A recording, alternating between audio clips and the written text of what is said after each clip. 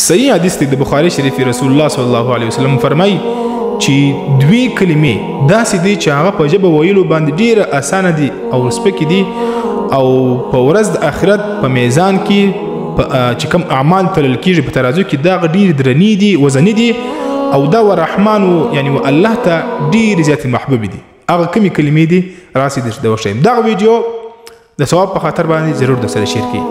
د بخاري شریف حدیث دی وایي تاسې دغه کلمې وایستئ لکه سبحان الله وبحمده سبحان الله العظیم. دا دوی کلمې په ژبه ویلو باندې ډېرې اسانه دي او دغه کلمې په کله چې په ورځ د آخرت اعمال تلل کېږي وزن کېږي نو د اعمالو په ترازو کې دا ډېرې وزنې دي ډېرې زیاتې وزنې دي او دغه دوی کلمې و الله ته ډېرې زیاتې محبوبې دي ډېرې زیاتې ورته خوښې دي.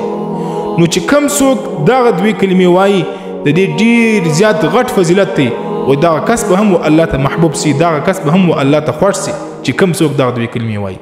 نو سهار یا ماښام په دې وخت کې 100 واري کم از کم دغه کلمې ضرور وایست. سبحان الله وبحمده سبحان الله العظیم. دغه ویډیو د ثواب په خاطر باندې مخته ضرور سره شیر کړئ.